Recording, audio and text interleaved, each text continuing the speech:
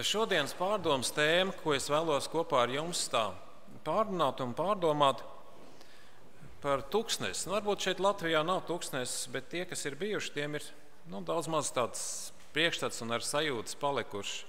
Bet visumā mēs saprotam, tuksnesis tas ir tā vieta, kur nav īsti komfortabli, vai ne? Vieta, kur mēs labāk gribētu kādas oāzes, ja, kur ir kādas palmas, kur ir kāda ēna vai avots un ūdens. Un šodienas tēma, ko es vēlos ar jums pārunāt, ir tuksnesis lielā skola. Protams, skola, kā mēs saprotam, visiem ir tāda svarīga vieta. Šeit mēs redzējām jauniešus, ja, kur mācās, kuri studē. Es domāju, ka šeit visi prot lasīt un rakstīt un rēķināt. Es saprotu arī, kāds iet uz mūzikas skolu, lai apgūtu dziedāšanu vai kādas mūzikas instrumentus. Tā ir tāda sagatavošanās dzīvei sabiedrībā, ne? Lai mācītos disciplīnu šajās skolās, lai neatlaidība, lai būtu tāda sadarbība ar citiem, lai mēs varētu būt sagatavoti priekšā stāvošajiem pienākumiem, varbūt arī darbam. Citi apgūst profesijas, ne? Skolām ir liela nozīme, ja, mūsu dzīvē. Bet ir vēl cita skola, tā ir kunga skola, un tur mēs ne tikai mācāmies ar prātu, bet arī ar sirdi. Un kāpēc tā ir svarīga? Jo cilvēks var būt gudrs un spējīgs, bet ja viņam nav sirds gudrības, viņš var nodarīt ļaunu gan sev, gan citiem. Un kunga skola māca dzīvot mūžības perspektīvā, un tur mēs apgūstam gan pazemību, gan mīlestību, piedošanu un uzticēšanos Dievam. Un kā tad notiek šī mācīšanās pie kunga? Protams, nevienmēr ir klāta mums kāda skolotāja vai kāds grāmatas. Dažreiz ir tā, ka mēs nonākam pēkšņi kādās grūtās situācijās, kurās mums nāk saskarties ar grūtībām. Piemēram, jūs atceraties Jēzu, ja? Viņam vajadzēja arī doties uz tuksnesi, un Dieva gars viņu vadīja turp. Viņš atradās tuksnesī. Mēs arī varam lasīt svētajos rakstos par tautu, kur tika izvesta no Ēģiptes, un arī tur Dievs veda viņu uz tuksnesi. Ne? Bet dažkārt ir tā, ka cilvēks varbūt savas kļūdainās rīcības dēļ nonāk tādos apstākļos, ko varētu arī saukt par tuksnesi. Un tālāk 21. pāntā mēs varam lasīt, un Mūzes bija ar mieru pie tā vīra palikt, un tas deva savu meitu Ciporu Mūzum par sievu, un viņai piedzima dēls, viņš nosauca tā vārdu Geršoms, jo teica, es esmu svešinieks svešā zemē. Stāties priekšā cilvēks, kurš ir iegūs augstāko izglītību šajās eģiptiešu gudrībās. Viņš, kuram ir spējas literatūrā, kuram ir spējas militārajās zinātnēs. Ja mēs lasām, piemēram, Jozefu Flāviju, kurš apraksta par Mūzu, tad viņš saka, ka viņš bija arī tāds veiksmīgs karavadonis, kas varbūt savos 30 gados nostājās pretī etiopiešu iebrukumam Eģiptē. Tātad līderis un spēcīgs cilvēks. Un tagad viņš atrodas šeit tuksnesī, aizbēdzis prom no šīm bagātībām, no šīs vides. Tagad viņš vairs nav nekas. Viņam pat āvis nepieder. Viņam nekas nepieder. Viņš ir zaudējis visu, kas viņam bija. Viņš atrodas pat svešumā, un tagad viņam 40 gadi jāpavada ir šajā tuksnesī. Šie 40 gadi, visspējīgākie gadi, viņa jaunības, jeb spēka gadi. Un viņš atrodas kaut kur tur, kur šķiet laika un spēka izšķērdēšana. Varētu teikt tā, visa viņa dzīve vai cerība ir sabrukusi. Viņš domāja un cerēja, ka viņš izglābs Izraēlu, ka viņš ir tas, kurš varētu palīdzēt, bet tagad vairs viņš nav nekas, pilnīgi nekas, viņam nekas nepieder. Kā gan Dievs var izmantot šādu cilvēku? Viņš atrodas tajā tuksnesī, kurā liekas, ka cerības visas ir beigušās. 40 gadus mēs saprotam, viņam vajadzēja būt tur, lai mācītos. Lai mācītos apzināties to, ka viņš pirmos 40 gadus bija kaut kas. Nākamos 40 gadus viņam vajadzēja saprast, ka viņš tagad nav nekas. Un pēc tam viņam vajadzēja pavadīt nākamos 40 gadus, tad, kad viņš tika aicināts, ka Dievs var darīt ar neko. Ka Dievs var darīt ar šo ar neko. Darīt brīnumu lietas. Protams, šī skola, tā ir tā Dieva tūkstneša skola, kur dažkārt arī mēs esam apmeklējuši dažus kursus vai dažādas kursus.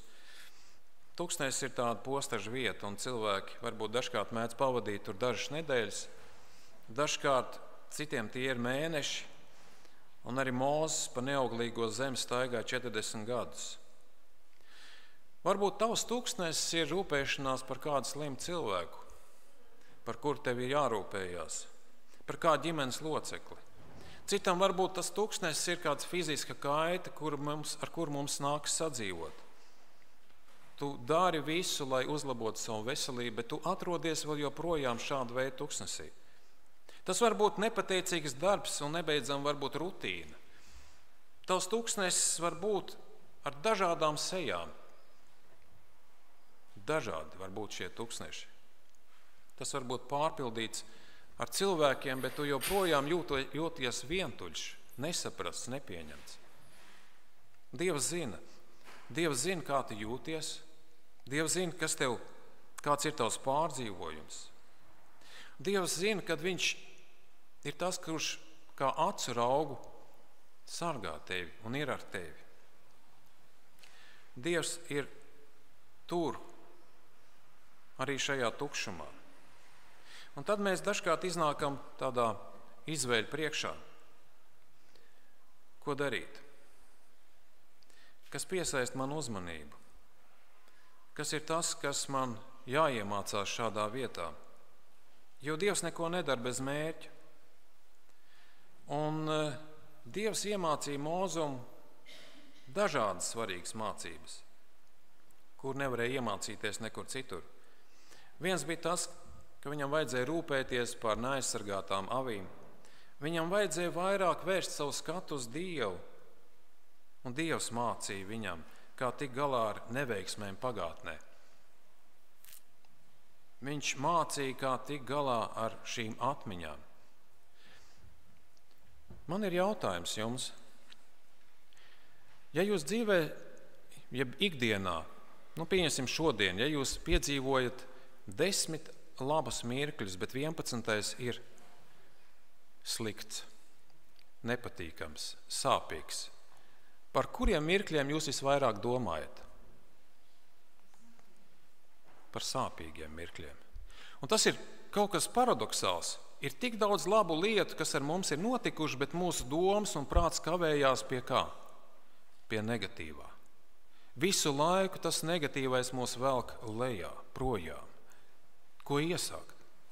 Kā jums liekas, kā Mūzes varēja justies, kad viņš bija kritis, ja viņš piedzīvoja šo neveiksmi, ka viņš bija iedomājies, ka vajadzētu būt tā, un viņš nosit šo eģiptieti, apslēpj.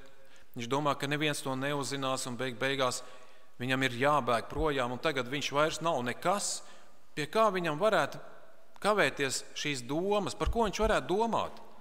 Protams, par savu neveiksmi, par to, ka viņš ir tagad nekas, pie savām atmiņām. Un Mūzum vajadzēja arī pārdomāt to, kas bija noticis ar viņu. Protams, tas veda viņu pie nožēlas. Dažkārt ir tā, ka mēs esam vīlušies par sevi, par savu rīcību. Un mēs pārdzīvojam par to, ka nav iespējams reizēm arī mainīt savā dzīvē neko. Tas, kas ir noticis un viss, un mēs pārdzīvojam par to. Dažkārt varbūt liekas, ka es esmu pilnīgi bezcerīgs, un es neko nevaru labot. Un es ticu, ka arī Mūzes varbūt savā veidā jutās šādi. Viņam bija jātic, varbūt pat jādomā, ka Dievs laikam mani vairs tādu nevar izmantot. Es esmu visu sabojājis, es vairs neesmu nekas, man nekas vairs nepiedara. Un jūs ziniet, Dievs izmanto šādus tūkstnešus, lai Mūzum arī iemācītu piedot sev. Jūs ziniet, kāpēc? Tādēļ, lai viņš spētu piedot arī citiem. Ir grūti sev piedot. Dažkārt ir tā, kad cilvēki spēja lūgt piedošanu Dievam, bet paši sev nespēja piedot. Es atceros daudz gadus atpakaļ šeit pat Valmierā. Es biju ienācis draudzē, kā tāds jauns draudzes loceklis. Un kādā no reizēm piecēlās viena māsa, un viņa teica tā: Ak, Dievs, palīdzi man, es nespēju piedot sev, ka bērnībā, kad bija maziņš brālīts, es viņu situ. Jūs stāties priekšā cilvēks, kuram jau man likās bija kādi 40, 50 gadi, un tā saka: Kungs, palīdzi man sev piedot. Jūs stāties, kas tā pa nastu šie 30, 40 gadus, ko nes šis cilvēks savā sirdī.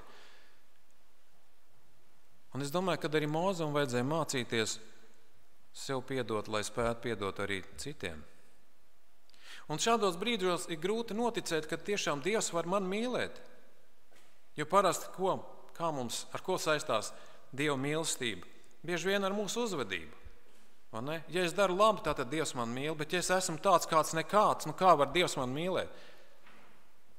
Un tas ir paradoks un pārsteigums, ka Dievs var mīlēt tevi tāds, kāds tu esi. Dievam tu esi dārgs. Vai tas nozīmē, ka tagad es varu dzīvot bezrūpīgi, man ir vienalga, ja Dievs man mīl? Protams, ka nē. Jēzus ir tas, kurš nāk pie tevis, un tas ir svarīgi, lai tu atnāktu arī pie viņa.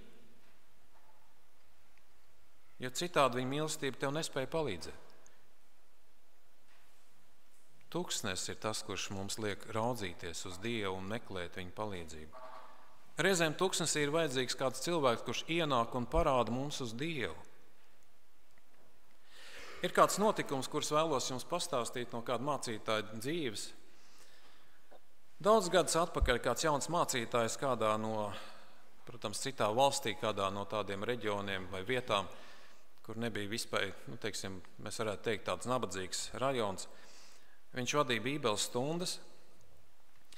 Un kādreiz viņam atrodoties uz ielas, viņš pamanīja, ka viņam pakaļ sāk dzīties viens suns. Un viņš saprot, ka tas suns vēlas viņam iekost. Viņš sāk steigties uz priekšu, varbūt, es to saprotu, sāk skriet, un viņš redz, ka tam sunim vēl viens suns pievienojās. Tad ir 2., 3., 4., 5., tad jau ir barsts, un kādi 15 suņi viņam dzenās pakaļ. Šajā situācijā viņš ko ierauga, ka blakus ir durvis uz tās ielas, un viņš atsit tās durvis vaļā un aizsit tās ciet, lai paglābtos no suņu kodieniem vai saplosīšanas. Dramatiska situācija. Un tad viņš atskārst, kādā vietā viņš ir nonācis. Tā ir briesmīga vieta. Viņš pie sevis domā, labāk būtu man tie suņi sakoduši. Un ko viņš ierauga? Viņš ierauga tādu sieviešu grupu, kuras ir piedzērušās. Tā telpa ir piesmēķēta, gaisa nav, pilnīga netīrība. Un viņš jau taisās, un viņš pasaka, es esmu šeit ienācis tikai tādēļ, ka suņi man dzinās pakaļ. Un tad kāds no sievietēm sāk viņam uzmākties un nelaist viņu ārā, bet viņš izlauzās un spēja tikt projām. Pēc nedēļas viņš iegāja kādā kafejnīcā, lai padzertos ūdeni, un pie viņa pienāca kāda sieviete un teica, ka kādu dienu jūs bijāt pie manā dzīves vietā. Ak jā, es atceros, bet es biju tikai tādēļ, kad suņi man dzinās pakaļ. Un šī sieviete saka, nekas, bet es vēlējos jums atvainoties, jo mēs uzvedāmies pret jums necienīgi. Uz ko viņš atbildēja, jūs ziniet, es katru vakaru kultūras namā sludinu evaņģēliju, mums tur ir programma, un sieviete šajā vakarā tieši arī atnāca. Kamēr viņš runāja, kamēr viņš sludināja, šī sieviete gulēja, jo viņa bija piedzērsies. Un tā arī viņa atnāca nākamā vakarā, un arī tad viņa bija piedzērsies un gulēja. Tad arī aiznākamajā vakarā viņa bija piedzērsies un atkal gulēja. Un kādā no vakariem viņa pienāca pie šī mācītāja un teica, jūs droši vien domājat, ka katru vakaru nāk piedzērsies, tad es neko nesaprotu. Jā, mācītāji, es saprotu, ka Dievs vēlas izmainīt manu dzīvi. Ja Dievs izmainīs manu dzīvi, tad man būs jābeidz dzert. Bet ja es beigšu dzert, tad es nomiršu. Kāpēc? Kāpēc tu nomirsi? Un tad viņi izstāstīja savu dzīves stāstu. Viņi teica, es pametu savu mīru, es pametu savus bērnus, un viņai ir kauns atgriezties mājās. Un līdz ar to viņas dzīve ir pilnīgi nesakārtota. Un dzeršana ir tā, kas palīdz viņai aizmirst tās problēmas. Dzeršana palīdz par to nedomāt. Un nebija tāds dienas, ka viņa nebūtu dzērusi. Un tā diena no dienas. Un ja tu atdod savu dzīvi Jēzum, tad tu vari būt pārsteigts, ko viņš var darīt. Un Dievs ņēma šīs sievietes dzīvi savās rokās un izmainīja pilnīgi. Viņa pārveidoja pilnīgi un arī dzeršana mitējās. Dievs deva spēku un izmainīja šo cilvēku. Viņi ilgi atradās tuksnesī. Viņi ilgi bija tajā vietā. Un tad mācītājs atrada viņas vīru. Protams, viņš neko negribēja dzirdēt par viņu, par šo savu sievu, jo es zinu, kā viņa dzīvo. Es zinu, kāda viņa ir. Viņa pameta savus bērnus, viņa pameta mani. Es zinu, kas ir šis cilvēks, un es neko nevēlos par dzirdēt par viņu. Un tad mācītājs meklēja veidus, iespējas ar viņu tikties biežāk. Un pamazām ar šo cilvēku arī notika pārmaiņas. Beidzot viņš pieņēma savu sievu ģimenē, un ģimene apvienojās. Un tas ir brīnišķīgi. Jūs ziniet, šis vīrs arī tika kristīts. Tika kristīta arī šī sieva. Tika kristīts arī viņas vecākais dēls, kuram bija ap kādiem 12 gadiem. Un kādā vakarā mācītājs izgāja pastaigāties gar upes krastu. Viņš bija viens, un tad pēkšņi parādījās viņa ar saldējumu rokā. Mācītāji, es jūs meklēju visur, līdz beidzot atradu jūs, jo nopirku jums šo saldējumu. Viņi pastāstīja, ka kādu brītiņu atpakaļ sēdēja pie koka, jeb zem koka, un raudzījās, kā bērni, viņas bērni rotaļājās un spēlējās ar viņas vīru. Jā, viņi atcerējās, kad